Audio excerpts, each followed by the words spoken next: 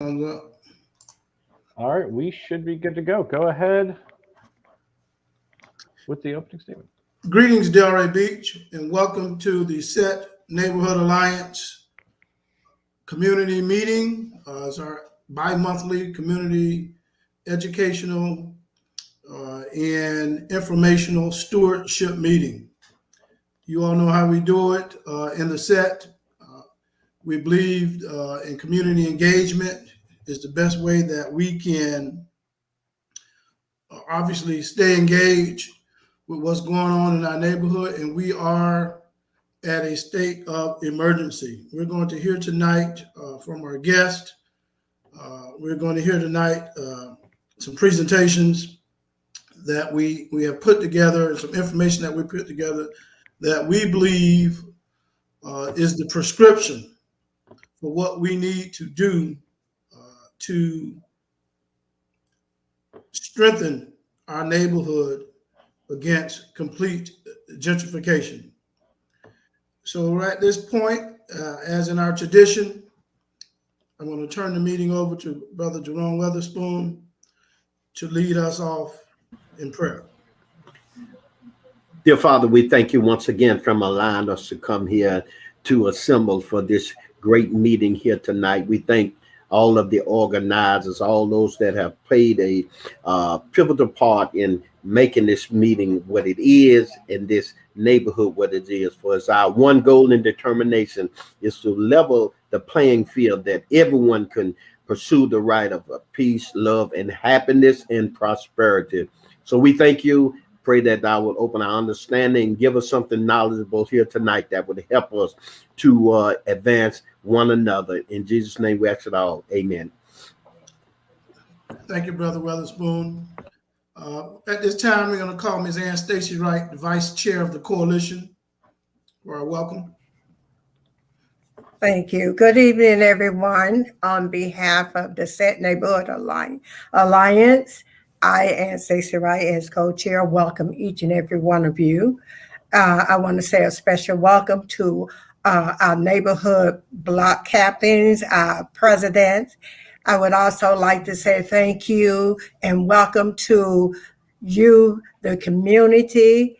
And we hope that we educate you on some and answer some questions that you've had. And once again, I'm going to say welcome. Thank you. Be blessed. Thank you, Ann. Okay, at this time, as you all know, historically in our area, we've had organizations, what we call bloodline organizations in our community that was put in place to protect the best interests of the SET and also our neighbors. Historically, particularly as far as the redevelopment is concerned in our area, not only on the commercial corridors, but also in the closest neighbors, which are the adjacent north and south neighborhoods.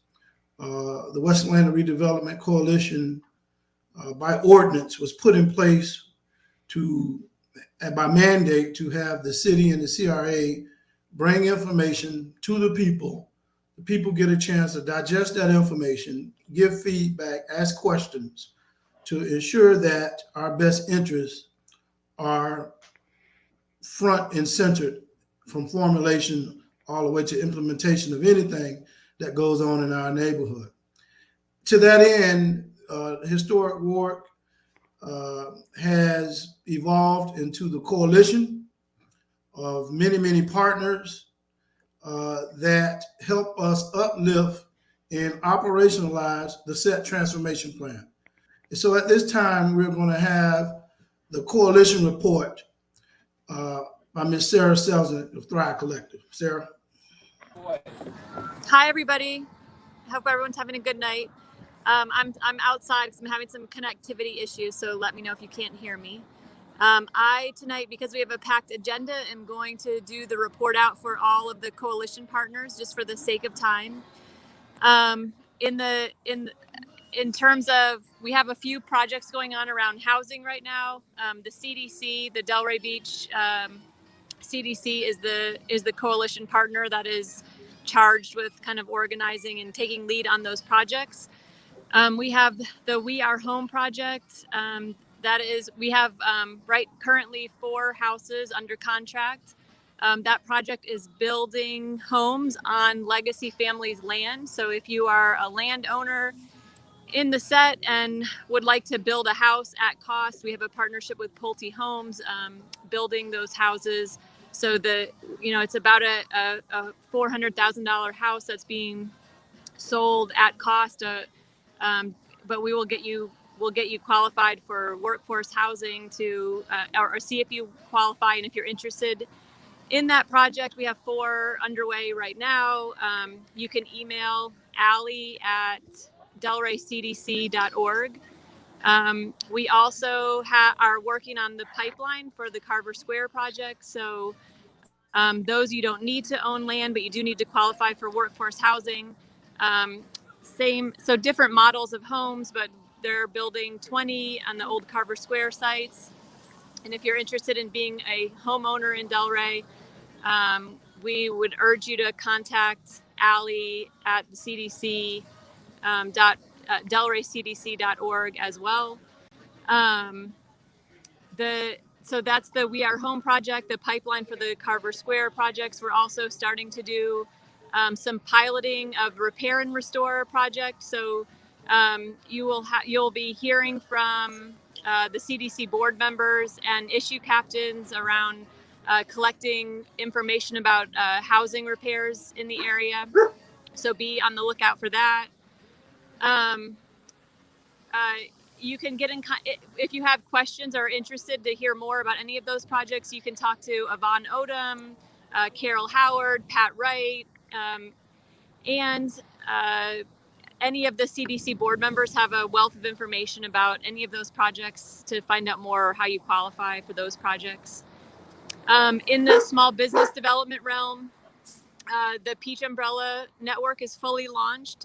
Right now we have 20 kind of the first round of homeowner, not small businesses represented. All of those small businesses are represented in an asset map on the setdelray.org's website. We are actively collecting more members for the Peach Umbrella Network. So if you are a small business owner, you would like to be showcased in that way, the point of that project is to really help keep the money in the set neighborhood instead of always going outside of it. So we're actively networking the small businesses, both for the businesses to support one another, but also to draw new people who want to support the set's kind of economic work, to be able to view those businesses on the set's website. So we're currently still seeking members for that. We've identified close to 200 businesses. Those are all in the process of being uploaded. If you're interested in joining, you can contact Angela Burns or Dawn Gertman, are kind of taking lead on that project. To become a member, you can, a membership is $50. That includes professional photos, getting uploaded on the website, access to networking events, and also access to the grant dollars that will become available through the coalition to support small business growth. The next set of projects is around education. We have launched Reclaim Our Village. The Reclaim Our Village Kickoff event happened last Saturday. We had around 300 people show up for that project or for that kickoff event. And we are actively organizing and getting involved in the SAC at Village Academy.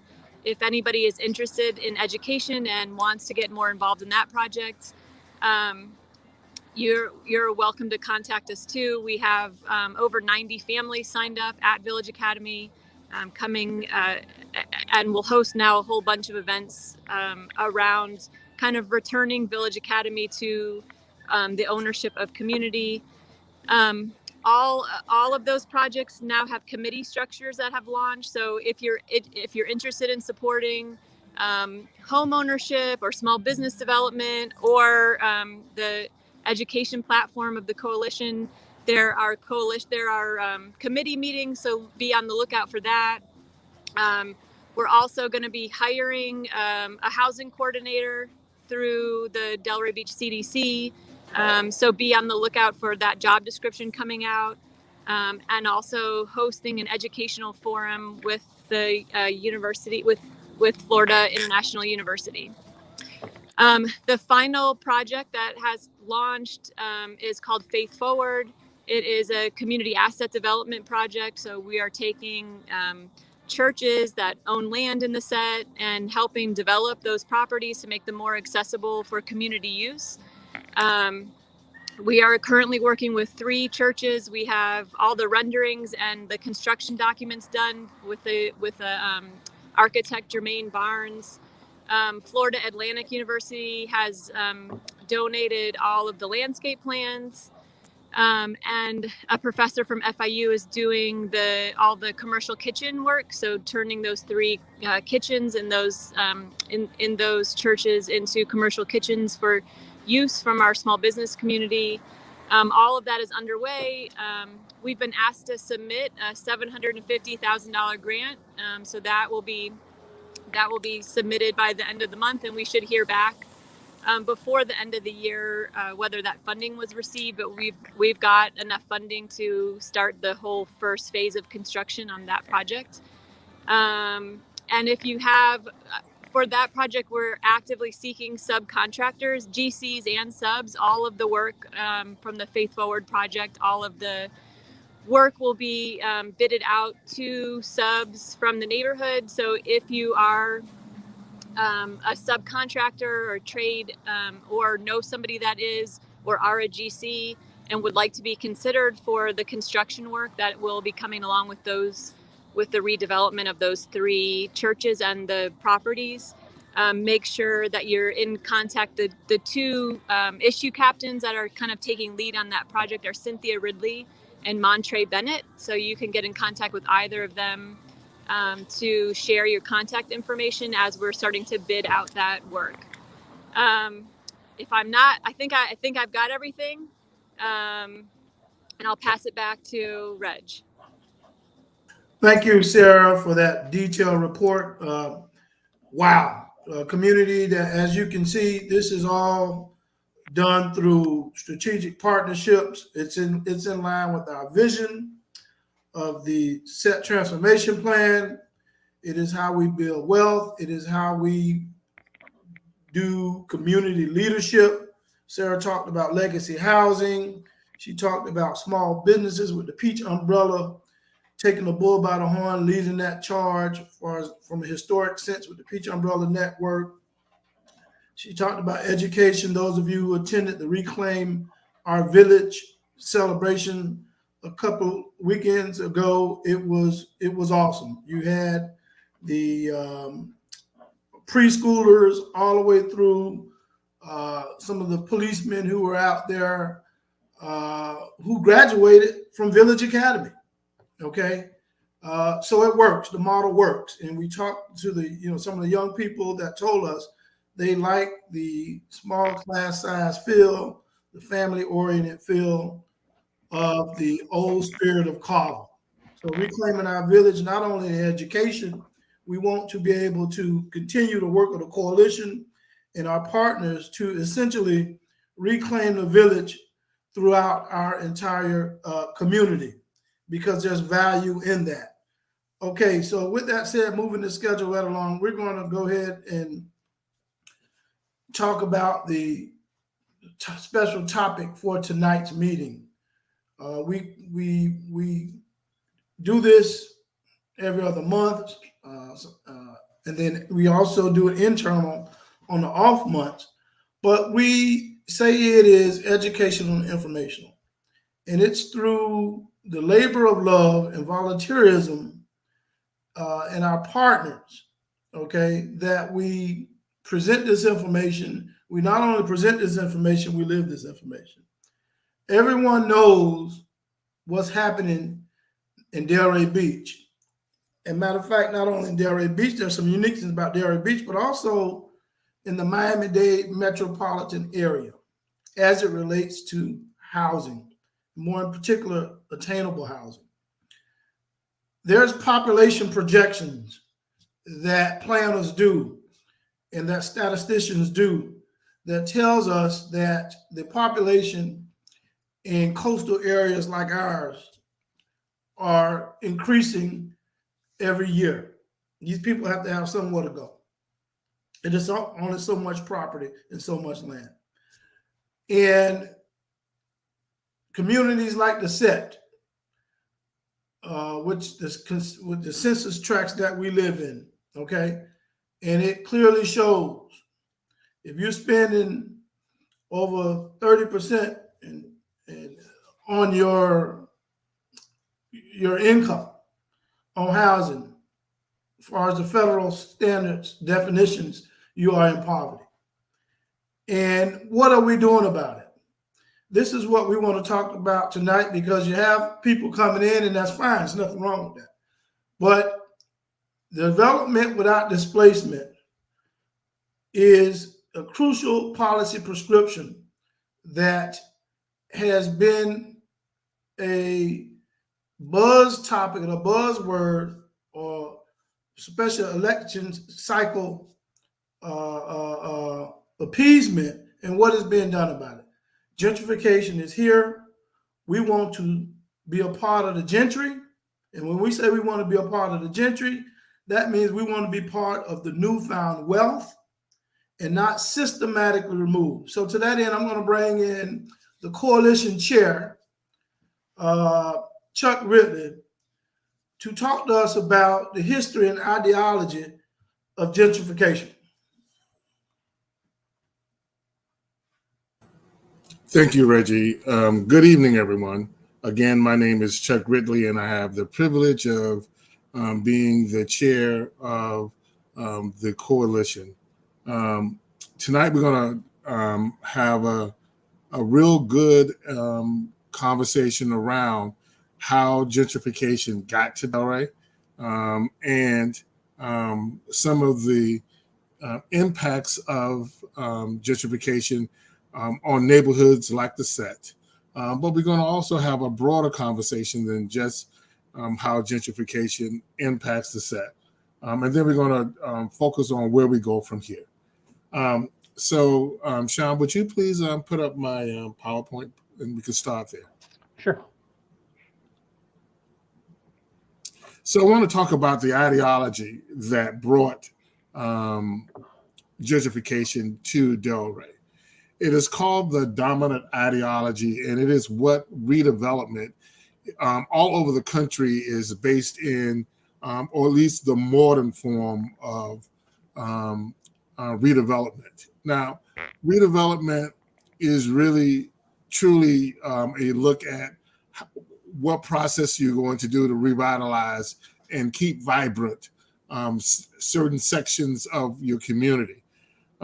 But urban redevelopment is a special form of development. And while Florida has its development ideology, it's called community redevelopment, it all comes out of an ideology that comes out of the business community, actually the conservative community. And if you can go back to when Ronald Reagan was elected president, he brought on a certain form of conservatism that is embraced strongly by the business community and in Palm Beach County specific. It's a three-pronged approach. One, it talks about individualism. Individualism is you pull yourself up by your bootstrap. Just think about everything you hear when you hear, and this is not personalizing it around the Republican Party, but it is it's a core to the conservative movement that you leave it up. You work hard. Nobody gave me anything kind of mentality is the plank. So it's the individual that drives it.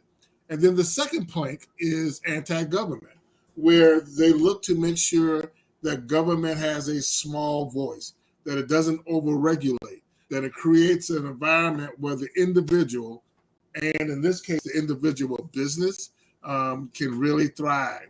And then last is the free market, where people are not important. In fact, what is important in the free market is profit over people. Can we go to the next slide? Yep. And I'm going to talk about this ideology in terms of how it played itself out in Delray Beach. And so in the late 70s, early 80s, the business community is, and we often wonder why downtown is saw the biggest benefit of the CRA's work. Well, it's because the business community is who organized the CRA. It actually comes out of DDA as the persons who really drove this work with some work at the time.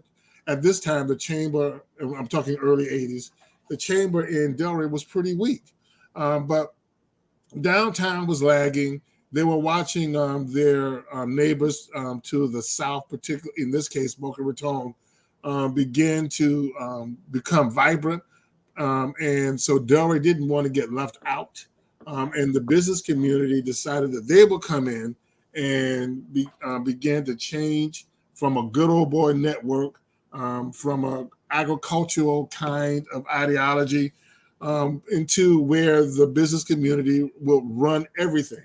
And in fact, the first directors of CRA came directly out of the Chamber of Commerce, but were businessmen who saw redevelopment, or in this case, community redevelopment, as a way to provide the infrastructure for market forces to take over and drive and make downtown thrive. In order to do that, though, there was a need, and one of the requirements of getting a CRA designation is called a finding of necessity, and you had to be able to demonstrate a certain percent of slum and bright. And well, in order to make that happen and get the designation, we needed to put what we now call the set. Now, was the set in slum and blighted conditions? Yeah. But it wasn't because of why they were said. It wasn't because of the people in the set created those conditions. It was the very institution, the city of Delray, that I'm talking about city of Delray government, and its lack of putting in the right kinds of plotting and maintenance and land regulations, particularly through Jim Crow segregation, that created the slum and blighted conditions in the set. But the community itself, and I'm talking about the Black community, rejected what the CRA was trying to do, because we knew it was not going to be, if it was being led by businessmen, it wasn't going to be ever, it wasn't never going to be about our community. But so the business community prevailed. They got it going. They got it moving. Now, here is where the rubber meets the road. In the 80s, mid 80s, and I'm going to say around 1988, up until about 2010, 2011, the business community dominated the city commission, and they dominated CRA. If you wasn't a strong member on the Chamber of Commerce or a business owner, you were not likely to be in any of those groups. And their ideology was to make this strong for the business community. And they put together traditional real estate, market-driven kinds of a culture and environment where the individual businesses, well, you better not try to do anything that wasn't about a business, because the city and the CRA will let you know quickly, we're not in the social service business. In fact, we're not in the wealth creating business when it comes to the Black community. But they are certainly were looking for ways to put incentives for the business community. And so what drove much of that wasn't just downtown. It was real estate market. And it was creating a hot real estate market that drove all the decisions for well over a generation to Delray. And they kept the taxes low.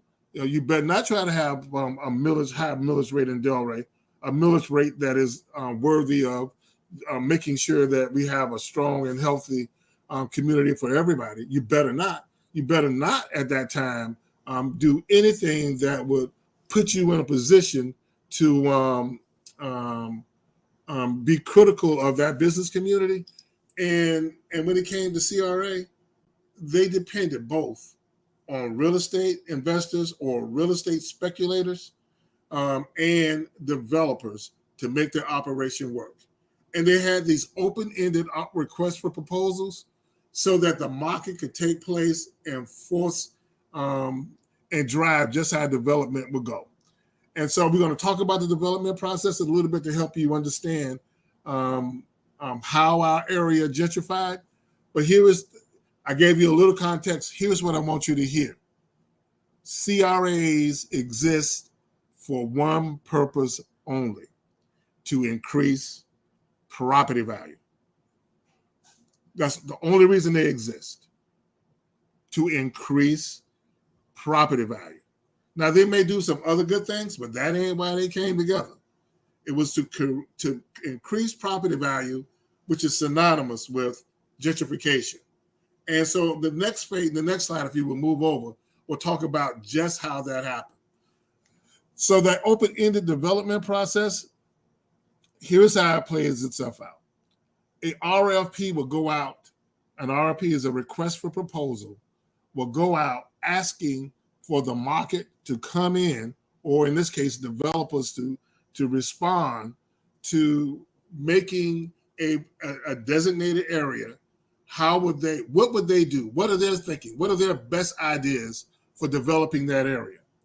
And if you look downtown, you can see hundreds of examples of RFPs that went out that talked and showed you exactly what they came up with. Now, just take a trip back to 1990. Around 1990 or early 90s, downtown didn't look like it looked now. For those of you who have been around, it was small business owners in downtown. It was folk who lived locally who was downtown. Well, look at it now. And the rental rates back then was somewhere from $20 to $25 a square foot. Those rental rates now, a square foot, are somewhere around $75 to $100 a square foot. As my friend Brian Jones told me, those are New York City rates. And so if you want to know how gentrification look in Delray, look at downtown and you can see exactly what happened to the small business owners that were there in the 90s and those that are there in 2021. Completely different place. Now, for the way CRA is supposed to work, that is a success story. That is the success of the CRA. The CRA is functioning exactly the way it's supposed to. But if we use that same concept, it's going to hurt the set.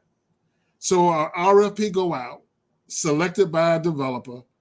The developer then negotiate out the contract with CRA. Now, we have all been a part of we've all been a part of the selection process. Let me remind you of what that looks like. You'll have a developer, most often a white developer, find a group or a general contractor in the set and parade. I'm talking about the development process in the set. I find a GC and or an organization and parade them around and make all kinds of promises about what development will and can look like. The development process goal, that person may, and oftentimes they do get selected because you'll turn out a bunch of folk to a CRA meeting who have been promised jobs. And they really believe that's going to happen. Seen it happen many times. Then you get to the negotiation process. Things kind of slow down. We forget about the process. The market begins to pick up. It then becomes between the developer and the CRA staff.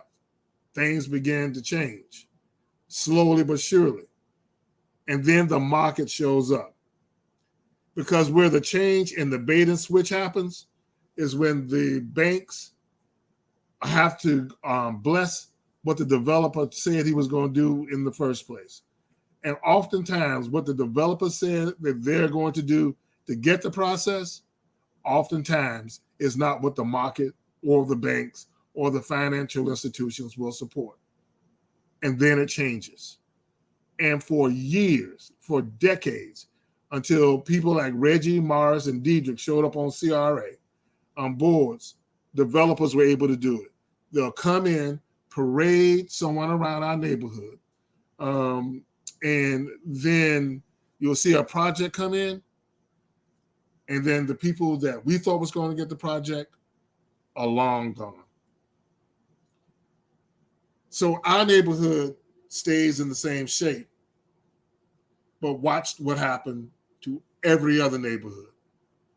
Those prices skyrocketed.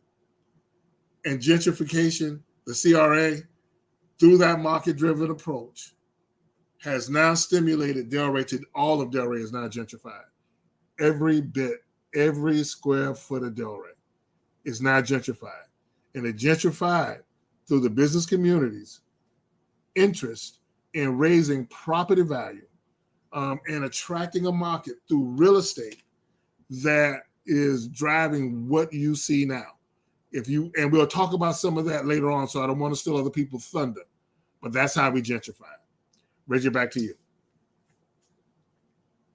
Well, Chuck, in our meetings, if you can't handle your thunder, you might need to get you another set of lightning rods. You understand what I mean? And so that's just how we do it. Interestingly enough, you made some connections there, Chuck.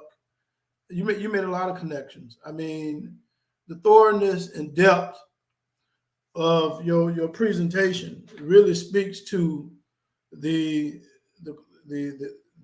quality of depth that our community has in command on these issues. Okay. And you just described the independent CR board. You got half of the independent CR board sitting right here on this meeting. And, so we don't have to wait for the institutional model. This is a very important point. The institutional model to put us in certain lanes and staying in those lanes as it relates to how we advocate for our neighborhood, right? We can do it on our own. And we certainly do that with the Alliance, and we better do it, okay? Because you spoke really of a real estate driven economy, okay? And you spoke to who does that really benefit, right? And you spoke high level. You spoke high level. These things that, when it's time for election time, the typical usual suspects will come around. And they can have all the boards they want. But they're not talking about this. They're not talking about this. And if they do talk about it, Chuck, it's for about 5 minutes at a black church, song and dance, and then they're gone. You don't see them again no more till it's time to ask you to put a sign on your yard. Okay? But this topic we have to keep front and center because you just really explained the underbelly and the root in the foundation of how organized capital, the depth is how organized capital works.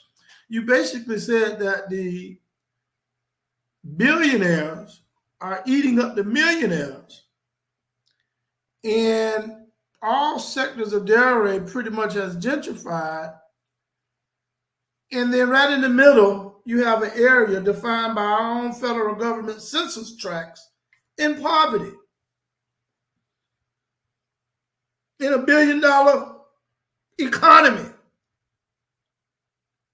And you say government, you say low millage. You want low millage. You got an area in poverty that is gentrifying, and there's no money to sure that. It's been 35 years with SCR. So the evidence is there. We have a housing crisis as a result, and we want to hear from the expert, Ms. Linda Charles, on housing to give us some insight on what we should be doing, considering, thinking, and what we need to be concentrated on. Ms. Linda Charles. Good afternoon, everyone. Thank you for inviting me to this meeting, SET coalition meeting. I'm honored to be here. I think Chuck talked about the 90s. I'm dating myself because I was there in Delaware, when you can actually stand in downtown and no cars will hit you. And there was nothing going on. I remember also, and everybody knows that I'm from Haitian. I remember that we have the Haitian art stores that I used to go to. And in the 90s, now you don't find any of the small stores that I used to go to in Delaware. So, yes, the CRA, based on the mandate, we can say it's successful, but I think they left people behind. So that's where the conversation is very interesting. How do you find balance between CRA, eminent domain in the 90s? Now we don't do that anymore, and really working or keeping the people who actually from the area. So when I go back and look at Delaware at this moment, I don't think, and if you did an income analysis, how much money people make, you probably would think that, very few people from Delaware can actually afford Delaware at this point. And I remember also, and not in the 90s, maybe in 2000, one of the organizations that I work with, we did a lot of gun work, a lot of work with Delaware CDC, Ted Center, Delaware CDC. And one of the projects that we did through an RFP, as Chuck talked about, is the Atlantic Grove. And you're right, when we started Atlantic Grove, it was going to be sold maybe for $120,000 for a townhouse, 2-bedroom. By the end, in 2006, or I think that they had at the market, the units were going for about $400,000. So that was a development that was done with a for-profit, New Urban Communities, and the 2 CDCs. So that's history, but history tends to repeat itself. And since then, I've always thought, okay, what happened with the development west of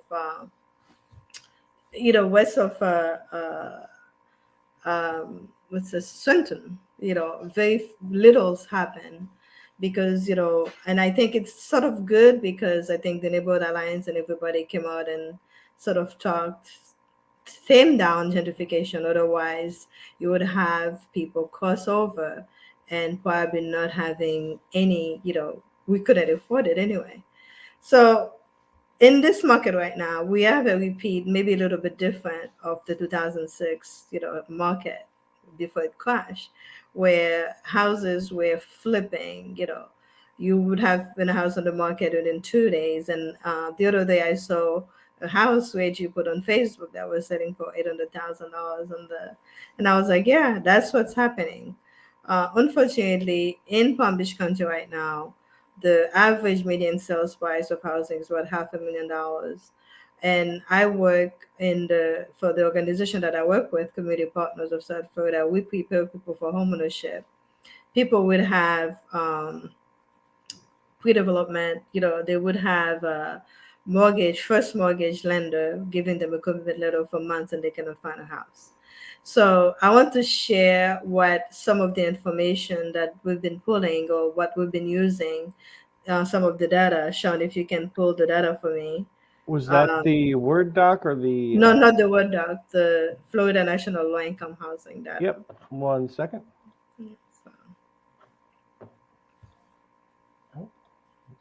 There we go. Okay. So I want to share a little bit. The reason that I brought that up is, most of the individual, what I call was Chuck called the dominant theory, we push a lot of homeownership, and homeownership is great. It's the beginning of asset building for most people. For the majority of the population, when you're trying to build asset, homeownership is the beginning. If you buy a home, most people, that's the only biggest equity, largest equity that they're going to have. We are not going to play in the stock market. That's the biggest thing. But even the people who are pushing homeownership, including the nonprofit organization, including the for-profit, we are also leaving a large set of the population behind, because there's never enough decent rental housing for people to start.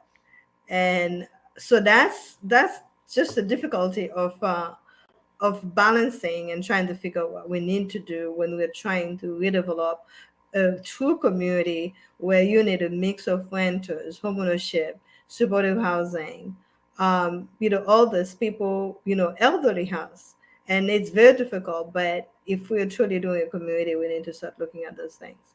So what is clear, 20% of rental household, 531,000, or 20% of the state of Florida renters are extremely low income. That means they are making less than 30% of the area median income in Palm Beach County, which is about, I think, about $74,000 at this time.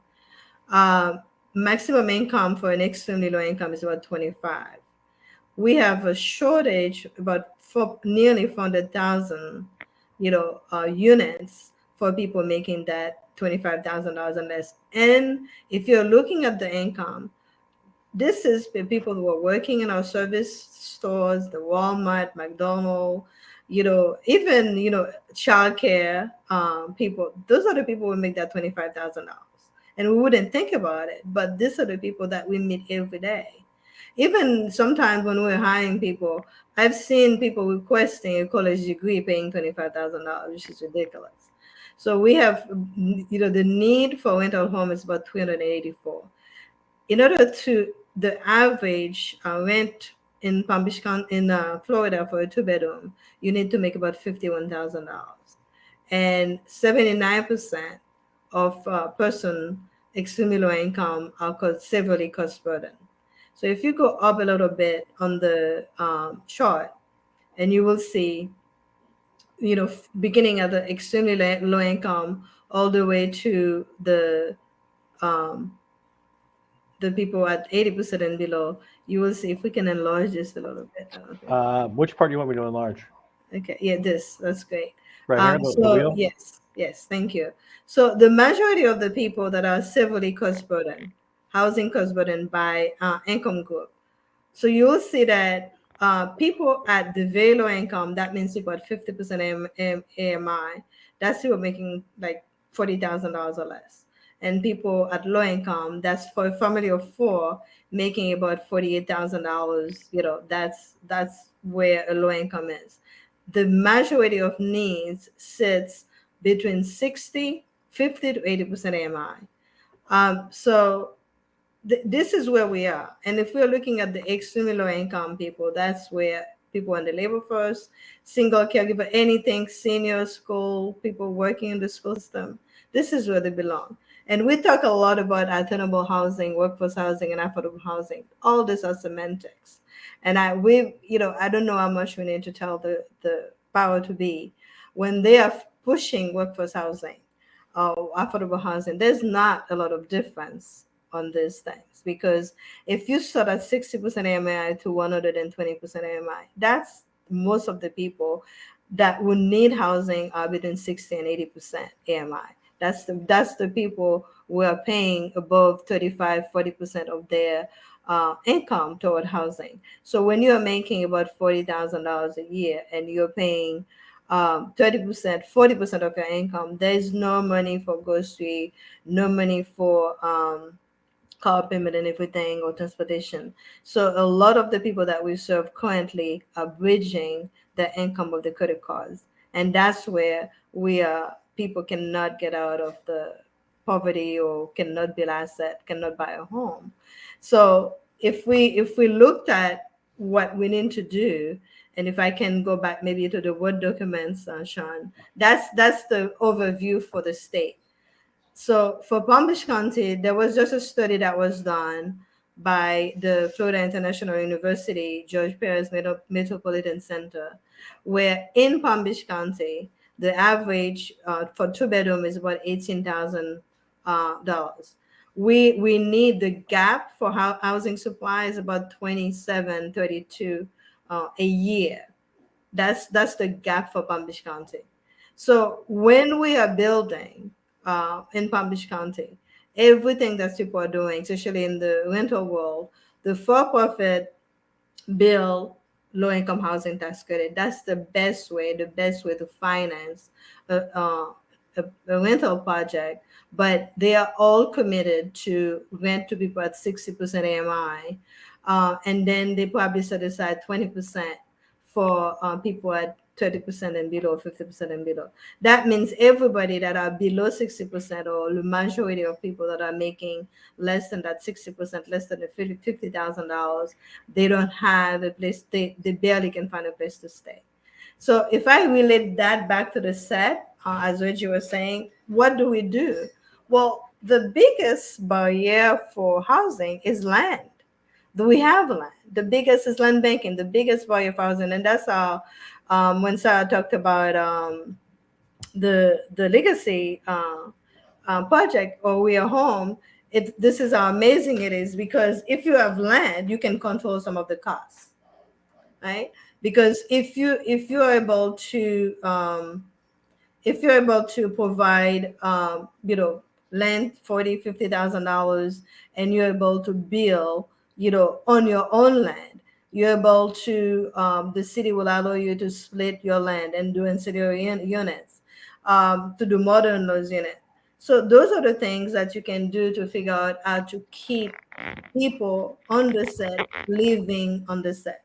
So the primary thing that I would say it's first thing first, land banking, control the land, and then secondly, how do you control the construction costs? And I think another way that I see that the tribe and the alliance is doing is really, if you can figure out how to rehab and using subcontractor, local subcontractor in GC and everything, I think you're going to be able to keep your costs down a little bit. But to wrap up with this, I will say, when we are looking at housing, don't think about just homeownership. Think about, how do you do some decent rental? What do we need on the set? And I hate to say it, density is going to be an issue. Do we want to look at duplexes? Do we want to look at, an area where we are really looking at density versus just always single family units? Because the real estate is a cycle. It's always going to happen if you're not able to control your land and to control your costs. But most importantly, also, affordable housing crisis is not made just because of lack of inventory. How much Palm Beach County and Florida is paying their staff? I just mentioned that in order to rent a 2-bedroom or to buy a house around $200,000, $250,000, you really need to make $50,000 to $60,000 a year. That's what we are finding. We are paying, I don't know, $10, $12, $15 an hour. We don't. Our minimum wage is still not up to the $15 an hour. So when we are talking to the commissioners or to the people who make the one during election, we really need to tell them about the wages that they are paying people. And it probably need to start at the city. How long ago did this do a survey for the workers? Do we start paying people at the city level decent so they can live where they are working? So as the wrap up for me, the question that I keep asking, when do we really start having the hard questions and telling people, pay people livable wage so they can live in Delaware or live in Palm Beach County versus being exported to Port St. Lucie or somewhere else because they cannot afford to live in their backyard. So I'll stop here. Wow. Here again, I mean, listen, community. We've heard some startling statistics. We already see it in the community, but Ms. Charles showed us the raw data, up-to-date data, okay? And, you know, when we talk about community leadership, this is where it's at. We're on a Monday night talking about issues of working class families that are in crisis situation. And you have local community folk, community-based asset experts giving their time to try to make a difference.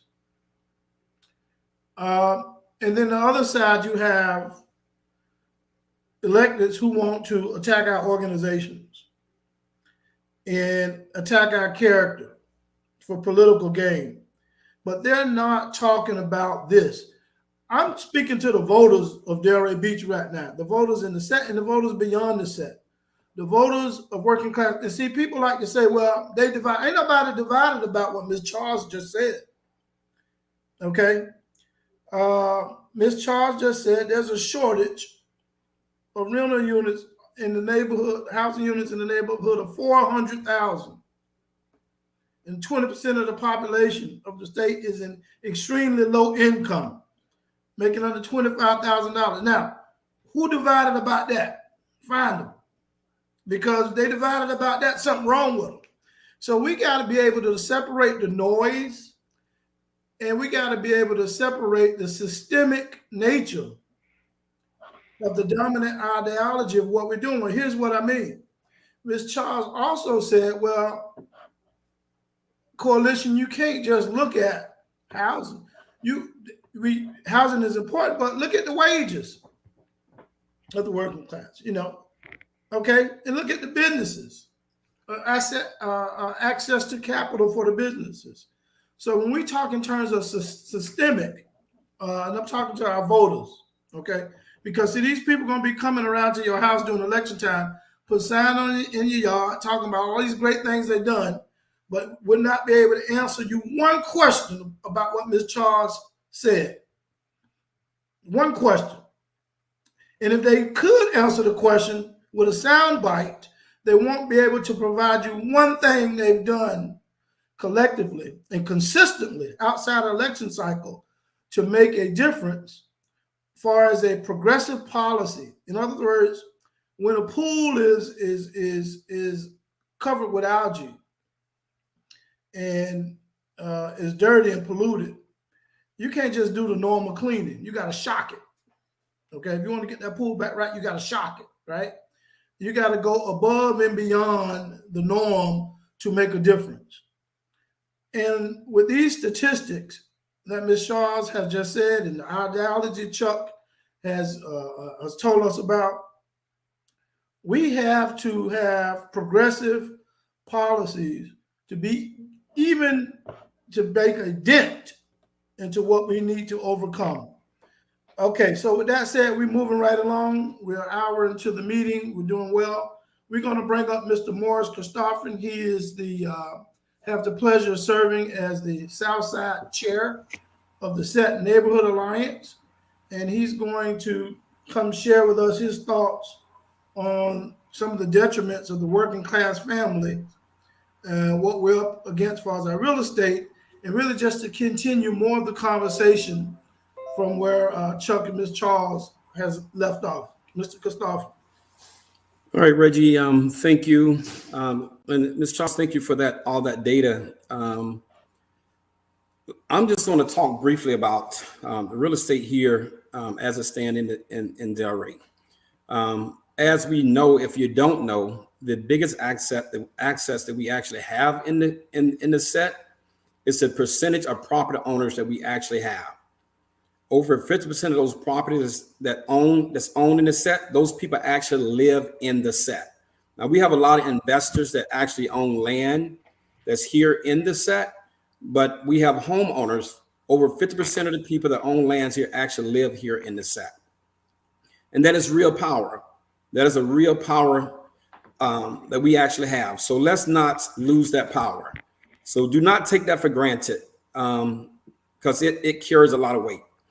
In addition to that, if you take all the properties that we own here in the set, you'll be amazed that it comes up to about right at $1 billion. That's a lot of power, and that's a lot of money. And Charles talked about, mentioned about the post that Reggie put on Facebook a while back. Just on the back of me here, one block over, there was a house that was built this past year, and it was put on the market 3 weeks ago. And that house sold for $825,000. Let me say that again, $825,000. If you're familiar with the set, then you know that 3 years ago, there was no house in the set. A year ago, there was no house in the set that would have sold for that dollar amount. And I'm going to use my property for an example. I had a $665,000 cash offer for my house. We did. And so obviously we didn't sell. And we're encouraging you not to sell. Now, I said it's 50% of the people that live in the set own their home. We want that number to increase. We don't want that number to decrease. And the way that you do that, by not selling your land. Now, if you want to sell something, sell your house, but keep your land. Now, if you want to lease your land out, lease your land. That's what the city does. That's what CRA does. Different people leasing their lands out. So if you got something somebody want to build on it, lease your land out, but do not sell your land. In addition to that, I was saying earlier, as Chuck was talking about earlier, one of the things you heard about in the presentation, that the CRA is driven by market forces. And what did that do in the city of Delray Beach? It actually leads to gentrification throughout the city. If you've been paying attention to what's going on in the real estate market, there was a house that was for sale about a year ago. And I think that house sold for $1.2 million. A person bought that home only to knock that home down to put a $5 or $6 million home on that property. So gentrification is not just happening in the set, it is happening throughout all of Delray. If you live in the set, that you know that you're only no more than 2.5 miles away from the beach. So you have prime property that we're living on. So why would you sell that? When we built this home back in 2005, there was a person passed away here in the city of Delray in the set. And she left her land to her grandson. And it was 12 lots. And he sold those lots, all 12 of those lots, for $2,000 a piece in 2005. Today we're in 2021. If he would have still had those same 12 lots, and the average lots around here now is going for nothing less than $80,000. So if he ever sold those 12 lots today, he would have had $960,000. So don't sell your land. Don't sell your home. Just hold on to your land. And so who are the biggest beneficiaries of this model that the CRA in the city to have? It's developers. You heard Chuck talked about that, right? Developing the real estate agency. They're the one that's the real beneficiary of the model that the CRA in the city that's currently have right now. And what are they doing right now? Everything that they can acquire, they're trying to do it. They're trying to acquire every piece of land they can possibly find here in the city of Delray Beach. So hold on to your land. So with that being said, a couple of things that we need to do. Some of the things that we're fighting for, Richard talked about this earlier. People are quick to point fingers, quick to say the group of people that you're looking at tonight is doing something shady. Well, here's what we're doing. And here's the pudding, the proof in the pudding. You heard Sarah go through the whole presentation about what we're currently doing, all the programs that we're doing, Reclaim Our Village, We Are Home programs, legacy homes. You heard about all those things. And so that's the work that we're currently doing. Now, what should we be doing right now? We should be promoting policies that's going to change the dynamics of the makeup of this community right now. If you're in the set, most of the homeowners that you're in a zone for single family homes. And we need to change that. to multifamily homes. For someone like Ms. Young, a lot of people, the Weatherspoons, Ms. Young, that owns a lot of land. Now, if they had multiple family, if it was zoned for multifamily, then they could build multiple units on that lot. And what is that going to do? Instead of building a single family home, now you have multiple units that would help address some of the housing issue that we're currently having in our city. And Ms. Young don't own a little bit of land; she owns a lot of land, so she can put a lot of units if the city would change its code from a single family zoning to multifamily in the set, and we can build homes that we can pass down from generation to generation, which that would do create generation of wealth. So that's what we should be focusing on right now. Also, Airbnb. If you have a home in the city, you can actually do Airbnb. Now, the city commission have made it more difficult for you to do Airbnb, have put all these restraints on Airbnb properties, people that does Airbnb in the city, because of the hotel industry have been complaining about certain things, but you can actually do Airbnb in your home. Now, I test Airbnb out back a few years ago, just a little test trial, and I rented out rooms in the house for 2 months. And out of those 2 months, I did it for no more than 11 to 15 days per month. Out of that 11 to 15 days for those 2 months that I did it, it generated roughly about $1,200 a month additional income. So you can do that. So you can also do bed and breakfast in your home. Right on Swinton, you have that all up and down Swinton, all through that neighborhood. You have Airbnb, you have bread and breakfast, which we can actually do in our community as well. So don't sell your land. Get involved. Reach out to any of us that's on this call. If you have any concerns, any questions about how to do something that you want to know what's going on, just reach out to any of us, and we'll bring you up to speed on what we're doing. And follow this, and just stay in tune to the Set Neighborhood Alliance page. A lot of information is posted on there. And as Reggie said, we have our monthly meetings. So you're more than welcome to join all our meetings whenever we have those.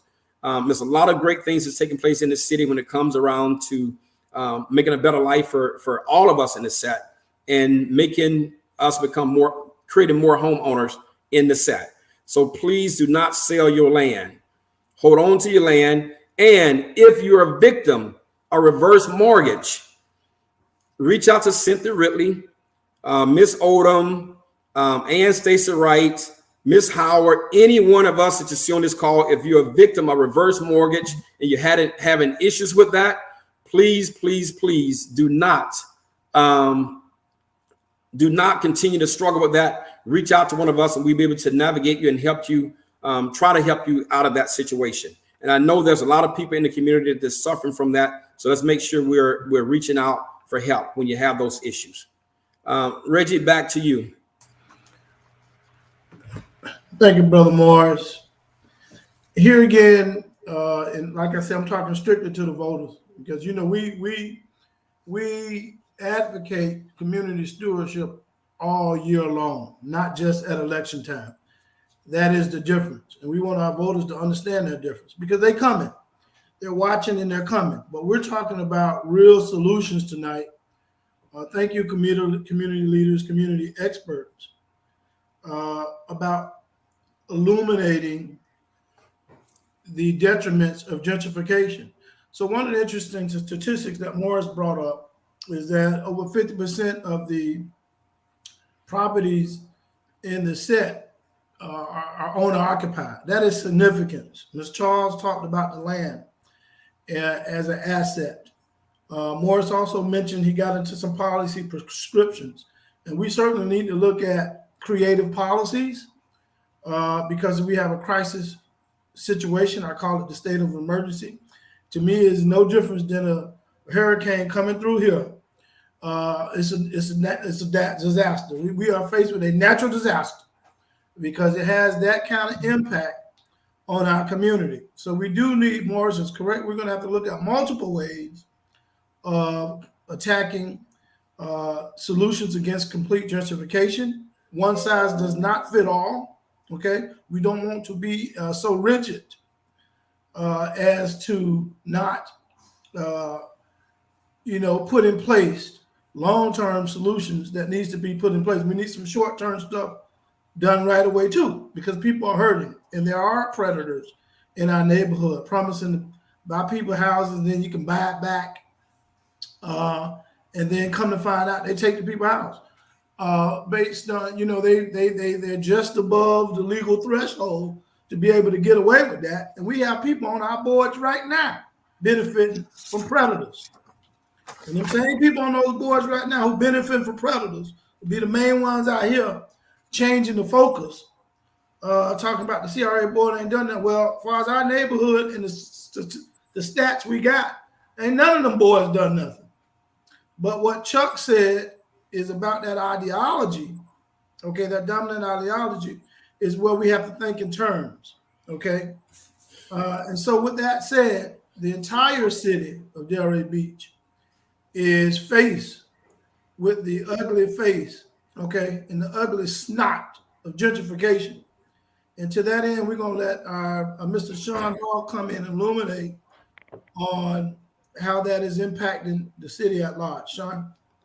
Thank you, Chuck. Sorry. Thank you, Reggie. Well, you and I were talking about a little bit earlier, and I saw that post that you'd put up earlier in the week about the house.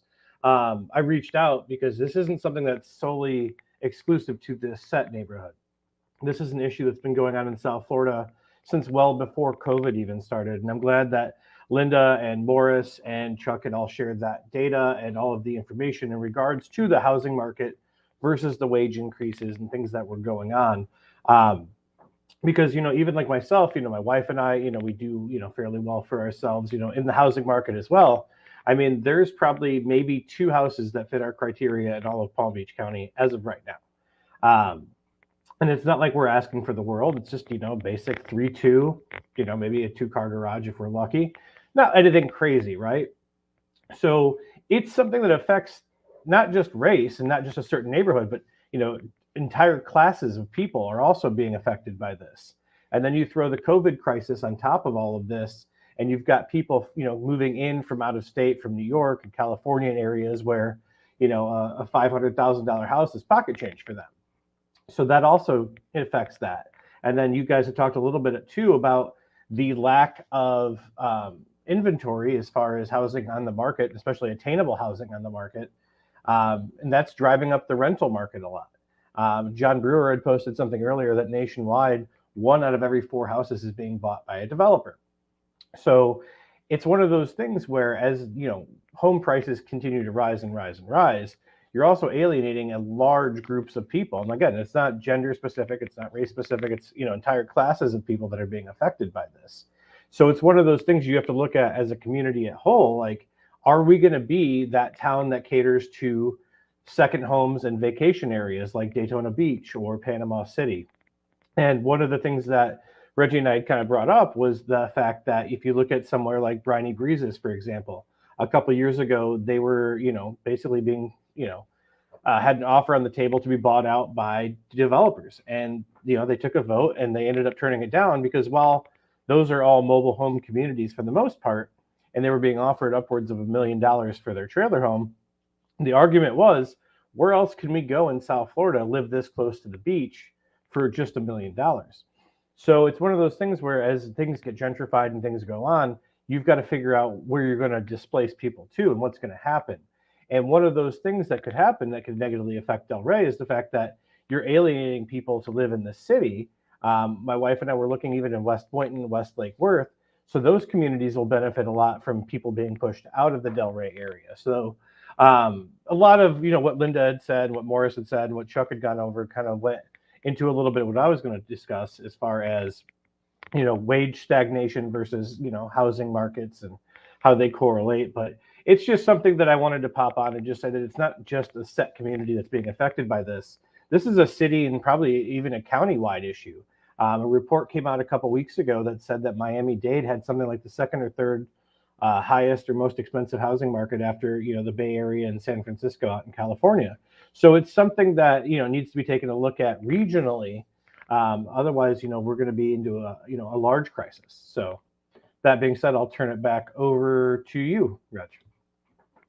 Thank you, Sean, for that insight. Here again, Sean is right on that. Is especially in 2021, it's not just a set. But I want to go back a little bit. I want to bring on Attorney Deidre Strong, a product of the set, because in 1985, if my math serves me correct, Chuck mentioned the necessity of findings that allowed the CRA to get its designation in Delray, okay, because of the slum and blight. And I would argue that in 1985, the set, as we call it now, still face the conditions that got it here. The CRA designation here, although other communities now are affected by it because the billionaires eating up the millionaires. But I want Mr. Attorney Sean to come and really talk to us about that and what we need to be doing going forward to ensure that we're able to keep that level of land ownership that Morris and Ms. Charles mentioned and benefit from that. Because Sean is right, it is affecting the whole Miami-Dade metropolitan area right now. But the set in 1985, if you look at those statistics that Ms. Charles gave, as far as the AMI, okay, as far as what the wages were compared to the real estate prices at the time, I wonder how that comparison, if the set is, if you're doing apples to apples, are they in the same position or not? We know we don't have the land mass that we did, but we still, like Morris reported, have at least 50% ownership. They could not get it in 5 years like Finley wanted. Finley was the first director of the CRA, Bill Finley. And he said that there's nothing that couldn't be solved. We didn't have no problem that couldn't be solved with a bulldozer knocking over properties, houses on both sides of the Atlantic, from Swinton to 95, that a bulldozer couldn't solve in 2 weeks. That was his plan. Okay, so they couldn't get it in 2 weeks like Finley wanted, but over 30 years they did accumulate enough land to focus on what the dominant ideology values, and that's profit over people. So we want to hear from Attorney Strong on his insight on, that our area basically has been in the pandemic long before the gentrification pandemic, long before COVID-19. Attorney Strong. I think you're muted. Sorry about that. Good evening, everybody. Good evening. Can you hear me? Can everybody hear me? Yes, sir. Okay, great. Reggie, you're absolutely right. Gentrification is the pandemic that was facing the set long before COVID-19 hit. Now, while all of Delray is at a risk for gentrification, the set is the only section that's at risk for mass displacement of long-term residents. For over 36 years, the set community has demanded that policies be put in place to mitigate against gentrification. But of course, little to nothing has happened to date. So the recently reenacted, and let me stress that, recently reenacted South County branch of the NAACP, we are now being called to action, and we are calling for a development moratorium in the set until the following measures are in place to protect the set and its residents. First, we are demanding that the City Commission update the original version of the set transformation plan. Now, I want to put a pin in that for a moment. The set transformation plan is the bane of the Delray Beach City Commission's existence. Back in, Reggie and Chuck, you all correct me if I'm wrong, I believe it was 2018, right around the time that the City Commission decided to take over the independent nature of the CRA board. At that time, Reggie, you, myself, Morris, we all served on the board. And maybe about 2 or 3 weeks prior to that final vote to displace the independent nature of the CRA board, the CRA at the time voted to finally adopt the set transformation plan. And for those of you who don't know, the set transformation plan is the blueprint and a community-led anti-gentrification blueprint. That plan is a plan that was brought together by community stakeholders, residents of the set, and various organizations that got together over a period of years. We had experts come in, they did analysis, they produced a document that addressed everything that the set needed, from housing to healthcare, mental care, anything that you needed in order for the set to be successful. And again, it was put together by residents of the set.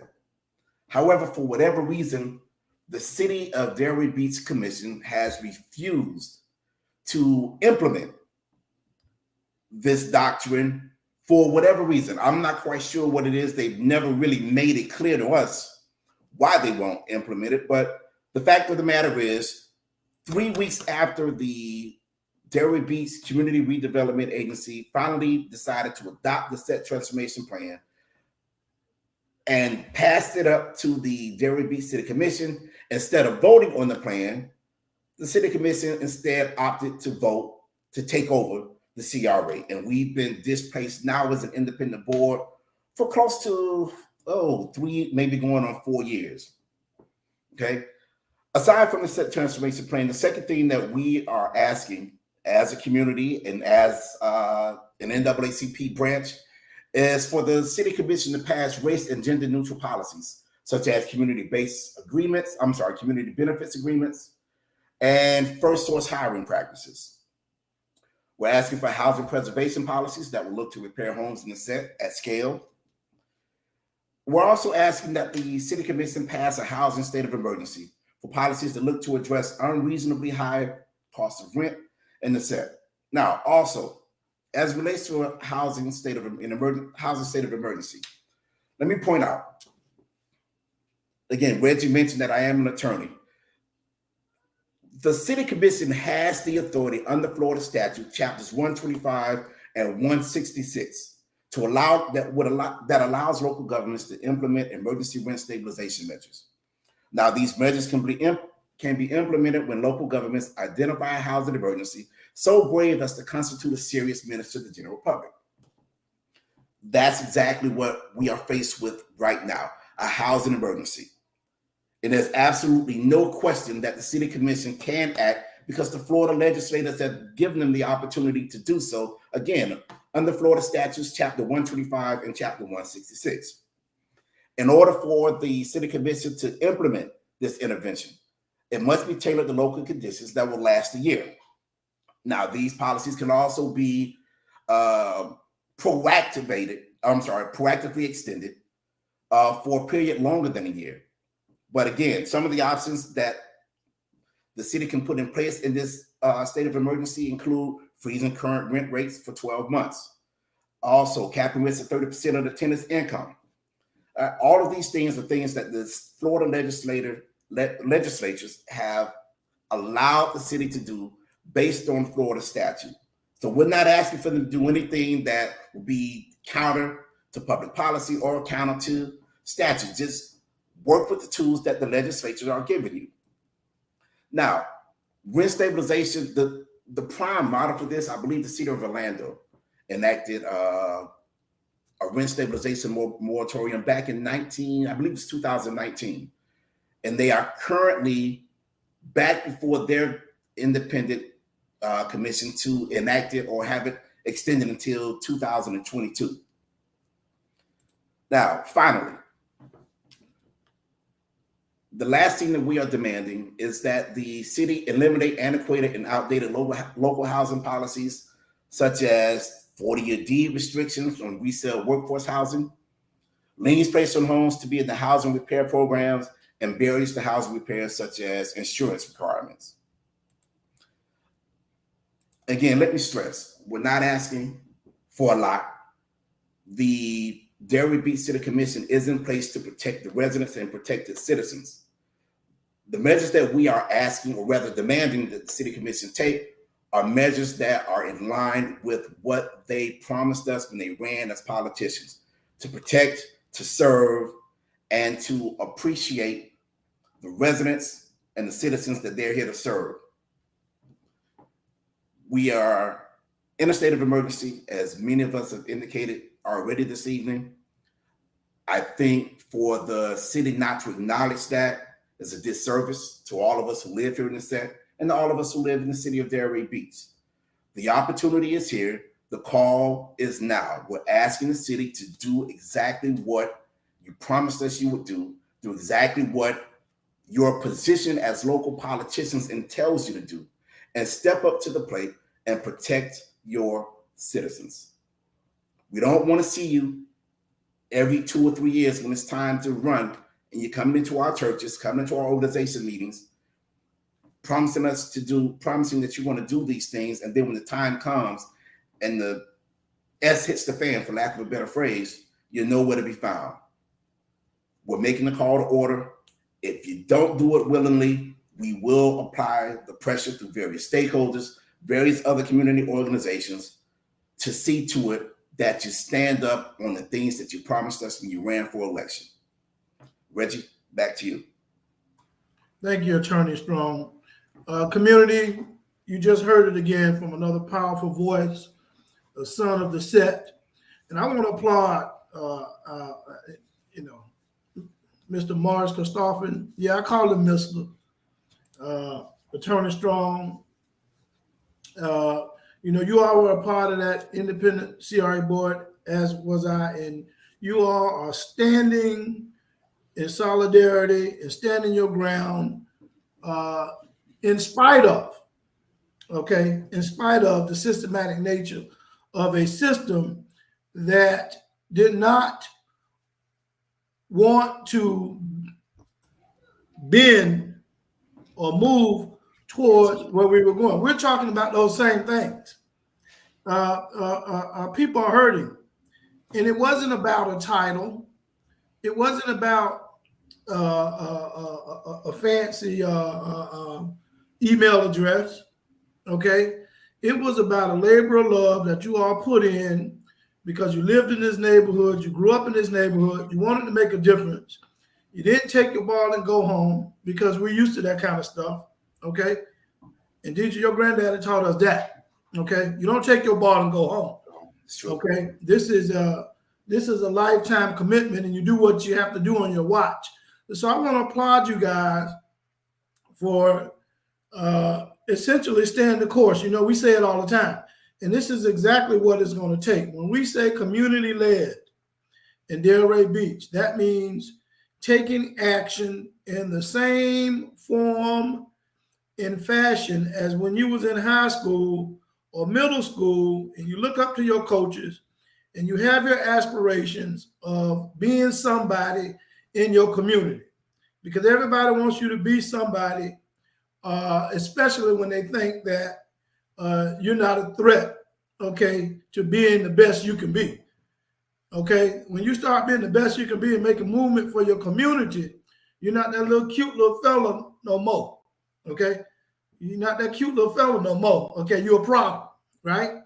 But what we're talking about tonight, there's nothing divisive about this subject matter. And we have to remember that it is going to take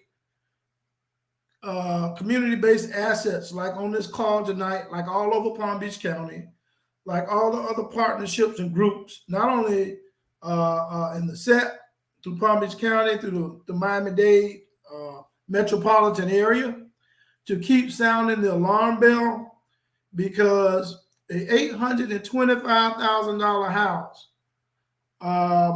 that was only 1,700 square feet, and my math is correct, that's around $419 a square feet, counselor, in the middle of the set. And you have nobody on that city commission talking about that. That's a problem. okay, when the very neighborhood that got the CRA's designation here in the first place, okay, is hurting, okay? Yeah, you have a few people, you have 1 or 2 people, Chuck, that got a few dollars, you know, we respect that, that's cool. They got a little inheritance, maybe, you know, but see, we're talking about at scale. Chuck, you say it all the time. We need policies that's going to make a difference at scale. Okay, me and Chuck often laugh about how fast stuff get built over there on the east side. You know, it's the hotel right there behind the Arts Garage. You know, this was about 4 or 5 years ago. We were coming from the, you know, little restaurant over there, and we looked up and, damn, where that building come from? It's like they put it up overnight. Okay. And we still joke about that to this day. I don't think either one of us ever been over there. I think Chuck might have. I ain't been over there. But anyway, so this is what's happening, right? And then on Federal Highway, we call them cruise ships. On Federal Highway, you got buildings going from the long side of the block, okay? And you have no penetration through them. They really look like cruise ships, okay? Quite nice, actually, okay? But cruise ships, right? And so we have sounded the alarm bell. I applaud you guys for staying the course. And the policy prescription that Attorney Strong has laid out. So when people say you got to have a plan, we don't want to hear that no more. Okay, we got a plan. We've been having plans for years. We need implementation, and we need electeds and also business people that's going to grow a spine, okay, and help this work get moved. He just articulated that the set transformation plan data is now, since 2016, 5 years old, needs to be updated. Ms. Charles did share some of the updated information for us housing, okay? But he mentioned 7 policy prescriptions. And he said, slow it down. I'm just going to summarize what he said. He said, slow it down so we can wrap our hand as a community around policies and initiatives that's going to give us a greater chance at surviving and living in this neighborhood. And we're not asking for something that to be given anything, okay? We're asking that if you have a organization, and basically it's a taxing structure. That's really what it is, okay? The CR is a taxing structure. If you have a taxing structure designed for a district and you're going to lead with slum and blight, you better prioritize that. And we need that money to rehab these homes, to help us build an economic floor. And like Morris say, we can become the landlords, okay, and the host for this tourist destination. And also at the same time, maintain our property. Hell, we took care of you for 400 years. We know how to do that, okay? And this is where we need to go with this work. We certainly need all hands on deck. Thank you, Attorney Strong. We're going to bring on Chuck Ridley to talk about the next steps and some path forward from a senior statements perspective. Chuck had the pleasure of being the chair, a part of the first CRA board in Delray Beach. This community, you have several ex-CRA board members and chairs on this call right now to the voters of Delray. Okay, this is nothing new for this community. We participate, so we want to get a Chuck to wrap up a historical perspective on where we need to go with the work and some next steps and path forward on how we can do that. Chuck. Thank you, Mr. Cox. Sean, would you put up my presentation again? Yep, give me 1 second.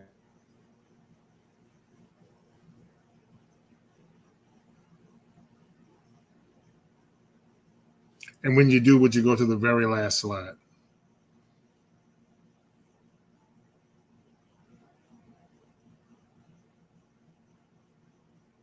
Just a time check to let everybody know we're doing fine. We were scheduled to 8:30. No, I'll be short, Reggie. Don't worry. So we're good. We're good. We have some time for some more insight. Is there a slide behind that, Sean? There we are. Can you make that just a little larger?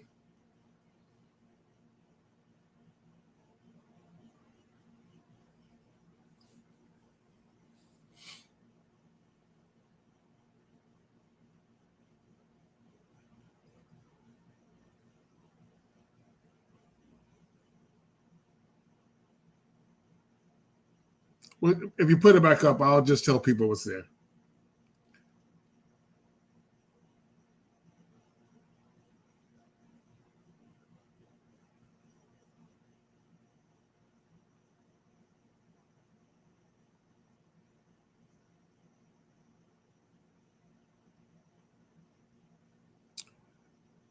In the set, we call this the people ideology. In the beginning of my presentation, I talked about the dominant ideology, the one that is driven by those who were part of a conservative movement that brought the original CRA here. This message is to the broader community, as well as the set community. Oftentimes it feels like we're putting on a show to plead our case and about why we do the work we do in Delray Beach. But the opposite of the dominant ideology is for the people of Delray to set a vision for where we want to go. Sean pointed out in his presentation, one of the two primary development strategies. You have pro-growth, which is those business owners who truly brought the CRA here around traditional redevelopment strategies or traditional economic development strategies, and it was really to make money. There was nothing, do not get me wrong. Most those of us who live in the center tell you quick, we ain't got a problem with gentrification. We just want to be a part of the gentry. And we get tired of being left out. And so that's one flank. The other flank is what Sean talked about, is where you have a group, and they call themselves historic preservationists. And they want the village by the sea kind of environment, where it is about retiring and just a few people. And that and you just imagine what village by the sea means to people who make it $25,000 a year. Think what they think when they hear that term and what it means for their vision. It is time. I'm going to put the bullet here. It is time for Delray to grow up.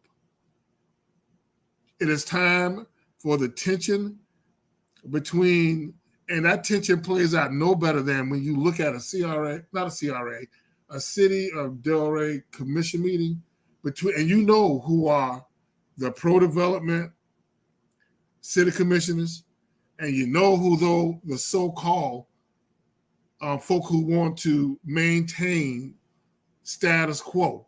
They say that, but if you watch who fund them, you know that there's some in the milk ain't clean there. But it's time for us to grow up and have a vision of Delray that is much broader than just those two areas. And the persons who want to lead that is going, in fact, the only people who can is going to be those of us from the set. So our next step as a community, not just in the set community, is interdependence, where we all understand that the future vision for Delray in 2080 depends on what we are doing in 2081. We gotta come up with a very different way.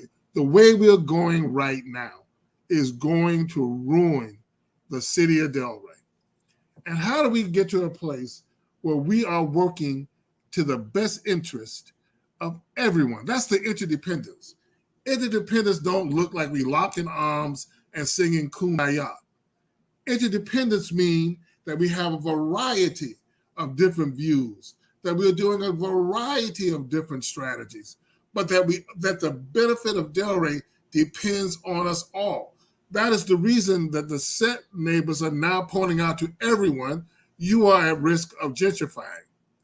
The set may be at the most acute of being displaced and feeling the most harmful impacts, but it's hurting you. Your children can't stay here either. Your grandkids are going to grow up in another area. We just can't live like that. The next place is authentic. So what does that mean?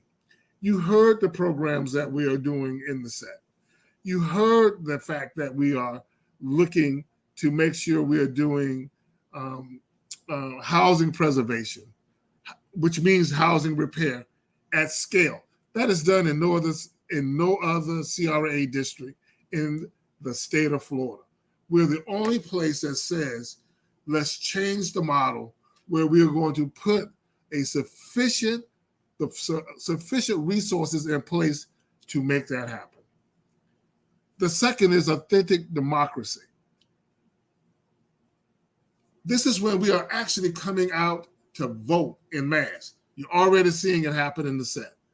Let's find ways to create allies with those in the set who are looking to reform, not protect the institutions that have put us in the conditions that we're in. And then lastly, people before profit. People matter. People lives matter. And I don't mind saying it, Black lives matter. We got to make a difference. Diedrich brought up something that was very important in community. I want you to get behind it. We need to go ahead and update the set transformation plan. And we're not going to turn it over to the city to do it.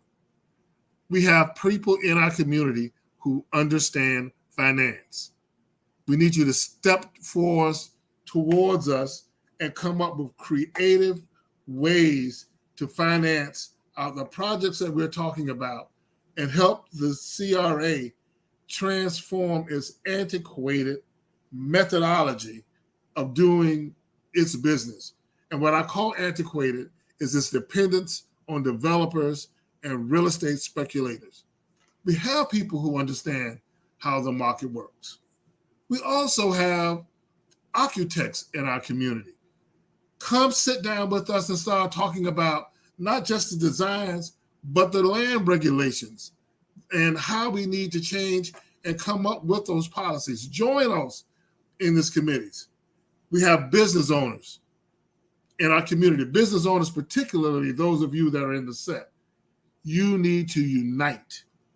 You can no longer stand on the sideline watching this neighborhood gentrify like it ain't going to someday impact your business.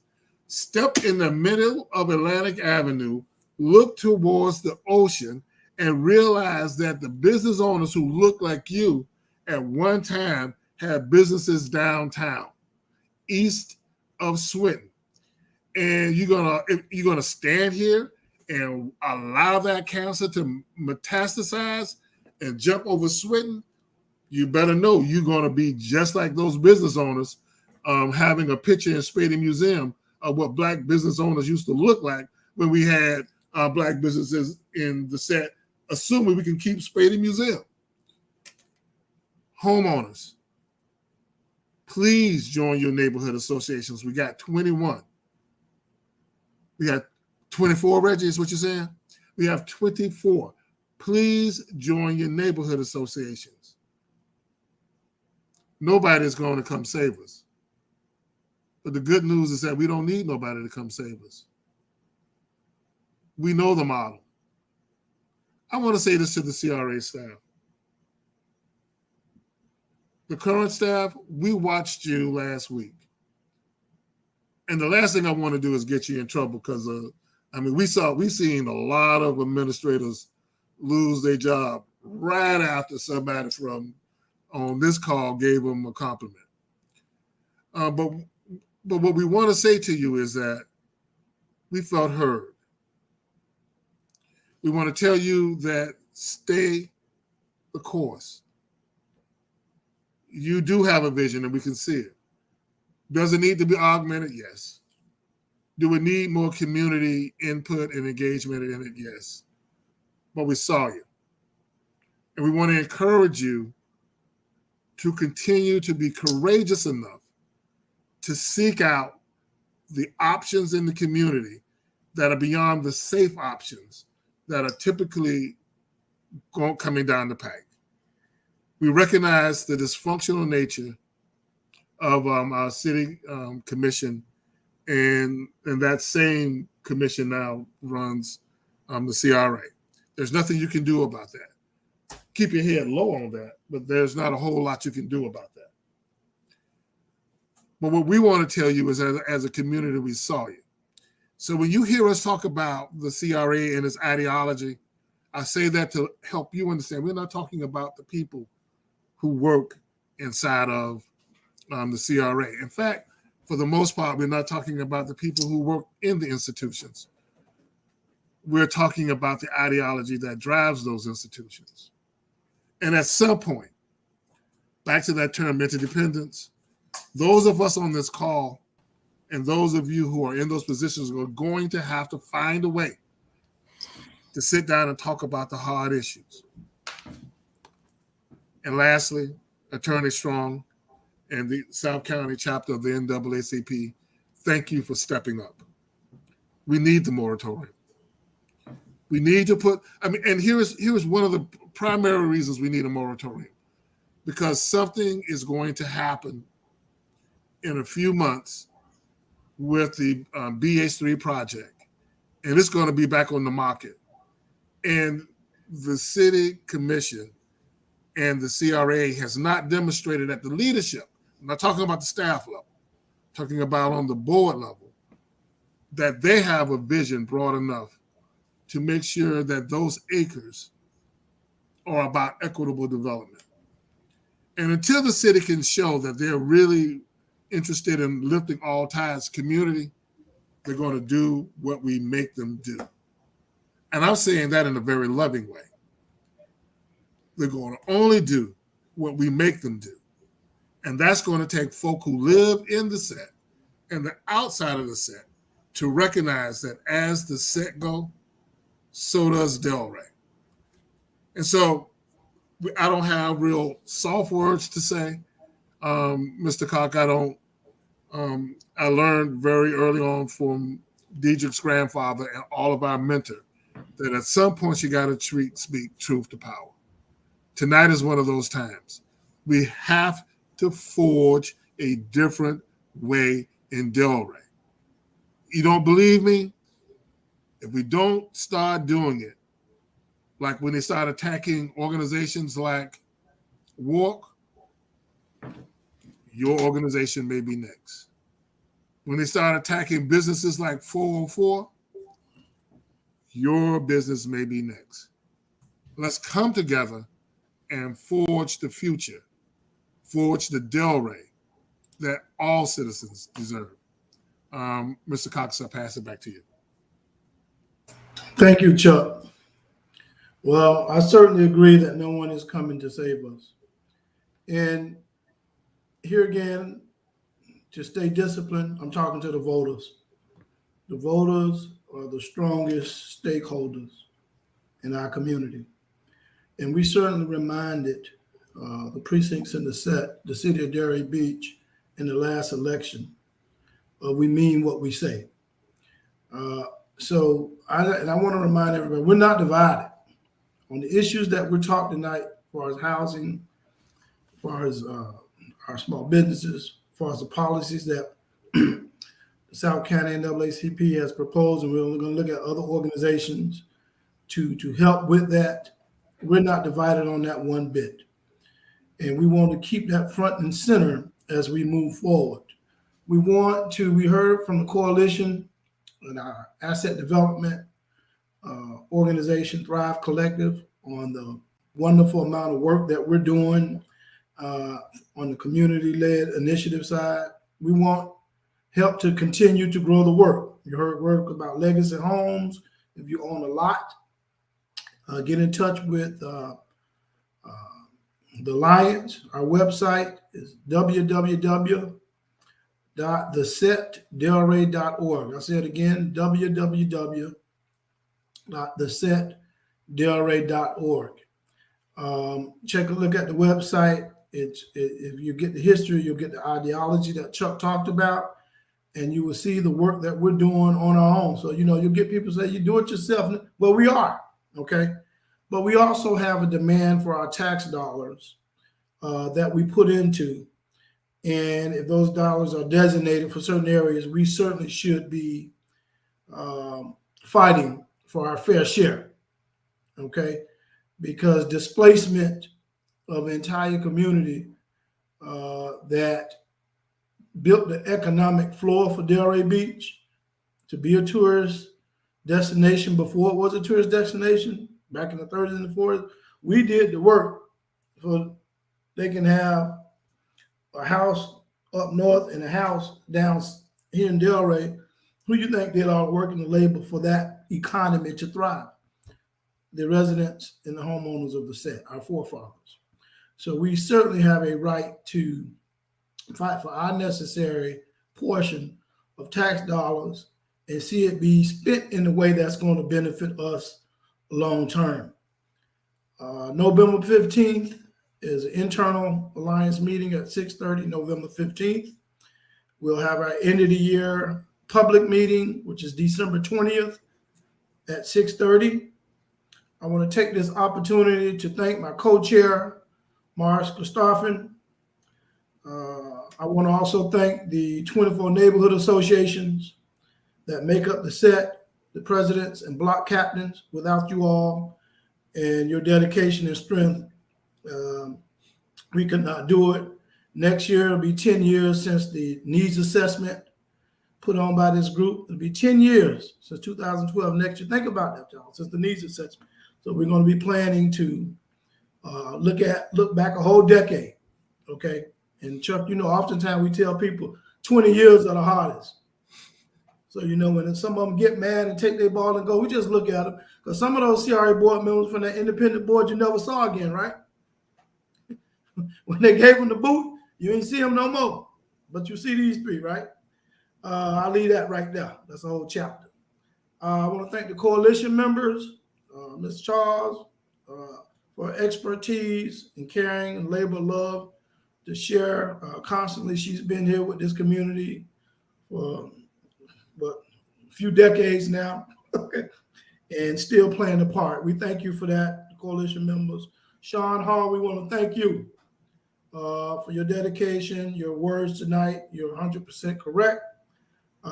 This is much as although the set is in a line for mass displacement, okay, certainly gentrification is affecting all working class people in this community, and that's why everybody should get involved, okay? So thank you for that, Sean.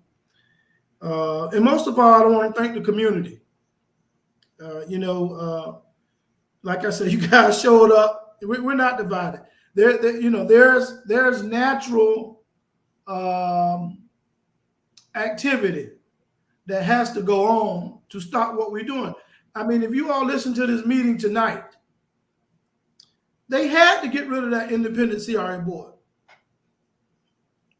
What y'all think we would have did with that money, with what we're talking about? We did not give them a choice. Them eliminating the independent CRA board, for what you heard tonight, was a success of our people. And we need to celebrate that, okay? Because we have stayed the course, and we want them to eliminate some more things, because we're coming back. And we're just going to come back bigger and better and stronger, okay? And you all showed that in the last election. So to my community, it's now 8:30. We're on time. I want you to be safe, be well, and good night from the SET Neighborhood Alliance. Good night.